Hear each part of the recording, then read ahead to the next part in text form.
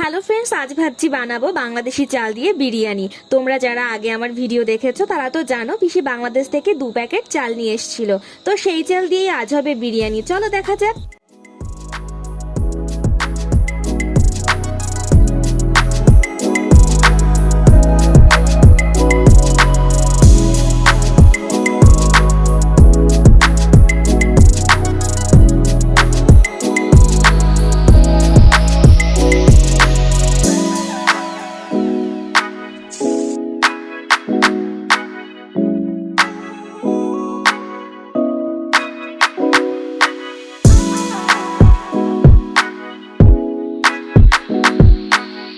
ব্যাস তৈরি হয়ে গেল আমাদের সুস্বাদু বিরিয়ানি।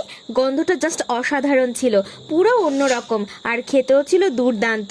তো এইবার আমরা সবাই মিলে বিরিয়ানি খাই, আর তোমরা এই ফাঁকে করে ফেলো লাইক, কমেন্ট অ্যান্ড সাবস্ক্রাইব।